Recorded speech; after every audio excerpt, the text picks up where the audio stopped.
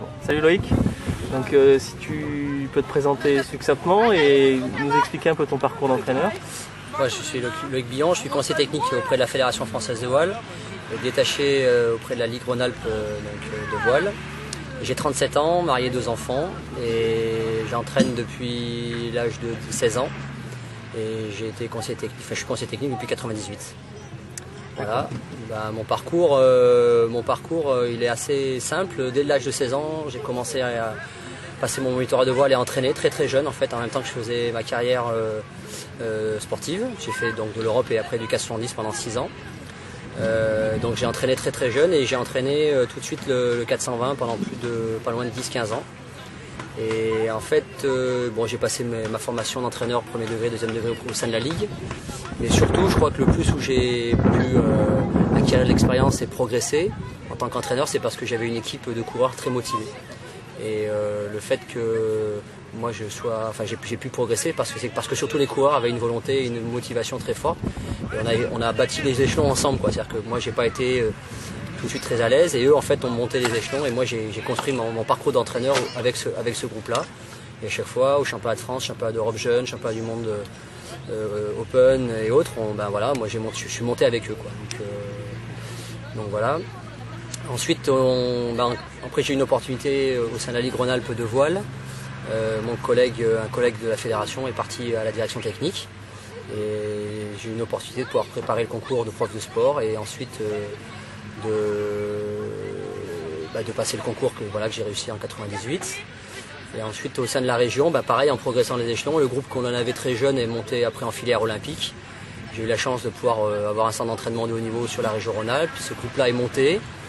On est monté avec lui et puis après ces jeunes-là sont passés en filière olympique. Et donc on m'a proposé des actions au niveau national déjà en 420 et puis après en 470. Et le fait d'être à ce niveau-là, ce niveau de confrontation, j'ai continué aussi à progresser avec le retour des coureurs et puis le retour et l'expérience du haut niveau jeune et après du haut niveau senior. Et puis ensuite la fédération m'a proposé des responsabilités au niveau du collectif France Jeune. Donc là pareil j'ai eu aussi de l'expérience avec des coureurs de niveau jeune, donc autour de 18-20 ans. Et puis j'ai pu commencer à côtoyer pas mal des collègues entraîneurs nationaux où en fait j'ai pu avoir un peu des missions et un rôle d'adjoint ou en responsabilité d'action avec les coureurs espoirs, voire avec les coureurs de l'équipe de France. Et à partir de là on a pu enchaîner et surtout à créer un langage commun, une équipe quoi, en fait au niveau du 470 puisque j'étais entraîneur 470 et c'est ce qui a permis aussi pareil de continuer à me former on va dire au fil de ma carrière. D'accord. Donc c'est vrai que ça fait une grosse expérience et du coup pour toi les savoir-faire de l'entraîneur, qu'est-ce qui est important dans ce métier-là je crois que quand j'ai commencé, moi j'étais en plein comme j'étais en même temps coureur et entraîneur, je faisais le double projet, on va dire, même si j'étais pas forcément prêt à être entraîneur, ça s'est fait, il y a eu une opportunité. Mais je crois qu'au début, en fait, puisque moi les formations à l'époque, elles étaient assez basiques, on va dire, on était sur le rôle de l'entraîneur, mais je pense sur les fondamentaux, j'ai eu l'expérience et je l'ai développé au cours de l'expérience avec le haut niveau. Je crois qu'on était très sur la technique en fait au départ. Et on a commencé à développer et le fait d'être au contact des entraîneurs de haut niveau, je crois que l'aspect tactique, l'aspect vent, l'aspect parcours, l'aspect adversaire, tout ça, je crois que je l'ai commencé à l'assimiler quand j'ai eu vraiment le franc jeune, quoi. Donc là je me suis dit en fait en vitesse on va aussi vite que les autres, maintenant il va falloir quand même tirer les bons bords. Et je pense que ça c'est ce qui m'a un peu manqué, déjà en tant qu'athlète, par les retours que je pouvais avoir, mais en même temps aussi par l'expérience et les retours de la part des formations, quoi. Je pense que là-dessus, on n'était vraiment pas du tout calé, quoi. Vraiment pas du tout. Et comme là-dessus, n'étant pas athlète de haut niveau, on n'était pas en équipe de France et autres, quoi. Cette expérience-là, je l'ai vraiment développée par des outils. C'est-à-dire, il y a une dizaine d'années, on a commencé à avoir les GPS. J'ai énormément travaillé avec Bertrand Dumortier et Paul Yachkin sur les GPS et le retour de régate avec les coureurs, et puis bien sûr avec les échanges avec les coureurs, Et puis après, par rapport aux repères aussi, je pense que m'a inculqué un certain nombre de repères avec d'autres collègues, Marc Laurent, Marc Boët, Alain Champy, enfin tout un tas de collègues de la filière plutôt double hein, pour nous, qui nous a permis vraiment de voir qu'à un moment donné, voilà, il y avait des aspects tactiques que je n'avais pas et qu'il a fallu apprendre, développer et s'enrichir. À partir de là, j'ai réussi à avoir, je pense, c'est pas fini puisque la régate on apprend toujours, mais un peu des modules, quoi, un peu des modules tactiques qui me manquaient et qu'on a pu développer. Je pense que la technique c'était important, mais je crois que ce qui m'a vraiment manqué, et ce que j'ai vraiment développé au contact des entraîneurs en fait, quoi, et des coureurs de haut niveau, c'est cet aspect tactique parce que quand on est en région ou dans des régates de ligue, on s'en rend pas bien compte, quoi. Alors qu'à haut niveau, c'est fondamental. Donc en fait, aspect technique, aspect tactique, ça, ce sont les paramètres que tu prends en compte qui sont pour toi super importants. Est-ce qu'il y en a d'autres? Alors après, ça fait partie dans le métier d'entraîneur. Ouais, dans le métier. Après, ça fait plus partie de mon, je pense, de mon profil, c'est-à-dire que je suis beaucoup tourné vers l'humain en fait. Moi, je pense que à un moment donné, après, bien sûr, l'aspect tactique, l'aspect technique, on en fait quoi. Hein. Il y a des fondamentaux à appliquer. Et puis moi, comment dirais-je, j'aime bien le double quoi. Voilà, j'ai fait toute ma carrière pratiquement dans le double. Et je crois que le travail de communication, de relation avec les athlètes, de renforcement du projet, je pense que ça c'est important et je pense que je l'avais plus, on va dire, un peu en moi quoi. C'est-à-dire vraiment d'être très proche des athlètes, du coaching quoi en fait. Hein. Vraiment, je pense que l'aspect coaching très très tôt ça m'a plu et c'est ce que j'ai essayé de développer. Alors que je pense techniquement et tactiquement j'étais moins à l'aise. Voilà, donc maintenant j'ai essayé de renforcer mes points faibles en tactique et en technique avec des collègues, hein, Marc Laurent, voilà, d'autres. Et puis après sur l'aspect coaching, voilà, je continue à renforcer avec les entraîneurs.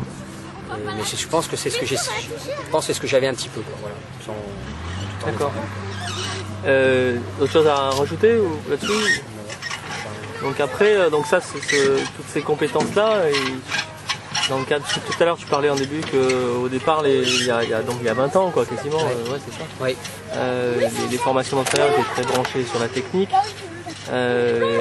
Comment toi tu verrais les contenus de formation d'entraîneur ou comment tu verrais la formation d'entraîneur quel contenu il faut mettre, moi je crois que ce qui m'a un petit peu manqué c'est vraiment on va dire des modules quoi, des modules incontournables sur la technique par exemple. Je pense que la connaissance des gréements, tout ça, à un moment donné je l'ai appris sur le terrain avec des collègues entraîneurs qui avaient de l'expérience.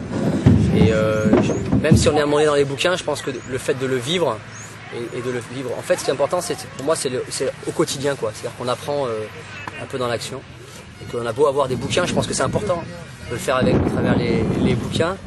Mais je crois que quand on a des problématiques, c'est bien de les résoudre dans l'action et on apprend énormément. Et je crois que là, c'est important. Voilà, c'est ce qui m'a manqué, des modules, peut-être météo, vraiment des modules météo, des modules techniques. Et puis après le tutorat, moi c'est ce que je fais depuis maintenant 2 ans et demi, là, depuis que je suis revenu en région. Je fais beaucoup de tutorat avec les entraîneurs, alors c'est pas forcément évident.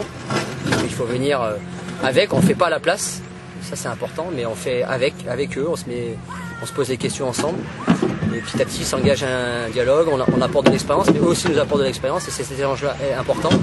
Et aujourd'hui pour nous j'ai l'impression qu'il y a un bon retour et c'est ce qui a un peu manqué je pense à un moment donné, qu'on puisse être épaulé.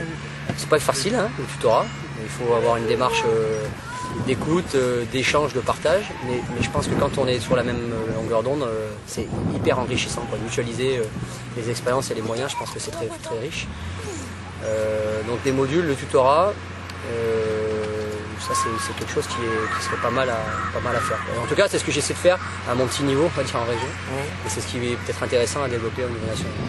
Donc si tu as des conseils à donner à des jeunes entraîneurs, c'est de se rapprocher de personnes plus capées ou Oui, on a la chance au niveau national et même dans les régions, quoi, avoir des gens qui ont de l'expérience. Il y en a de partout, quoi, qui ont dans le dériveur, la planche à voile, le catamaran, et chaque support, chaque expérience est bonne à prendre.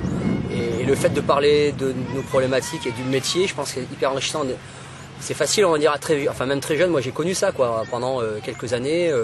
On a une équipe, voilà, énorme, quoi. Et à partir de là, on monte avec elle. Et en fait, elle on dirait même sans entraîneur, elle pourrait réussir. Alors qu'à un moment donné, il y a des choses sur lesquelles voilà, les coureurs y pêchent. Et ben, il faut apporter quelque chose de plus. le plus quand on l'a pas, on est un peu limité. Alors le fait de pouvoir l'apprendre avec d'autres collègues qui ont déjà eu ces expériences-là, d'autres supports, c'est un plus. Et ça, pour moi, le fait de le faire en tutorat et de le faire avec pas forcément un expert, mais quelqu'un qui a un peu d'expérience et de prendre un peu, je dirais, la bonne parole, c'est pas mal. En tout cas, moi, j'ai beaucoup travaillé là-dessus avec des collègues entraîneurs nationaux. Et je pense que ça a été un plus, quoi. Je pense qu'aujourd'hui, le fait de moi, aujourd'hui, d'avoir cette expérience-là, de pouvoir l'inculquer et de m'enrichir aussi avec les autres entraîneurs, je pense que c'est une force et je pense que c'est une bonne voie. Maintenant, c'est une démarche qui est longue. À court terme, ça paye pas. Voilà, c'est clair que pour une régate, ça paye pas. Mais par contre, on inculque des fondamentaux, des valeurs, un langage commun, des schémas tactiques communs. Et pour la durée, c'est super intéressant. Bon, une dernière question, là, parce que j'ai un petit peu de temps. Et bon, après, il faut voir si ça te vient, mais est-ce que tu pourrais nous décrire, par exemple, un moment fort de ta carrière d'entraîneur? Est-ce que tu as des choses qui te viennent comme ça, et où il s'est passé quelque chose d'intense ou de fort, ou finalement qui t'a peut-être permis de passer un cran, ou je sais pas, c'est soit dans la relation avec l'athlète, soit ça peut être, je sais pas, Ouais, alors il y en a plein, il y a plein de moments de carrière, quoi. Déjà les premiers résultats, mais je pense que moi ce que je retiens, c'est les moments de carrière, c'est ce que je vois après 10 ou 15 ans, on va dire, quoi. C'est ce que je retiens, c'est que quels que soient les coureurs qui ont continué ou qui ont arrêté à un moment donné pour des raisons X ou Y, professionnelles, d'études et autres, c'est qu'à un moment donné on puisse reparler, quoi. On puisse reparler projet, reparler, qu'à un moment donné chacun ait pu grandir, en fait. Moi, c'est sûr que les résultats, pour moi, c'est intéressant, c'est bien, mais c'est plus le côté, l'aspect humain qui fait que 20 ans après, je revois des gamins que j'ai eu à 16 ans, je les vois aujourd'hui, on va dire, père de famille, encore en cours aujourd'hui en vol olympique. Et ça, c'est la plus belle chose que je puisse savoir. Et je vois ces partages-là, et les résultats, c'est toujours la cerise sur le gâteau. Donc, voilà, je sais pas si c'est plus la formation globale de l'athlète. Ça c'est vraiment intéressant, quoi, parce qu'à un moment donné, quand on travaille, on sent qu'on a bien travaillé, et qu'on a réussi à mener les garçons et les filles qu'on a eu et qu'à un moment donné on voit leur parcours et on voit dans la continuité ce qu'ils ont été et ce qu'ils sont devenus comme hommes et femmes. Moi ça me plaît, et en plus derrière ils ont eu des résultats, c'est le summum, quoi. Mais je vois aujourd'hui depuis 15 ans là, depuis quelques années, puisque je suis revenu en région, des gens qui sont aujourd'hui athlètes en match racing, en vol olympique, ou qui sont même derrière chefs d'entreprise et autres. Et je vois qu'apparemment on a partagé la même passion, et je trouve ça pas mal, quoi. Ça c'est bien. Bien, écoute, je te remercie Loïc.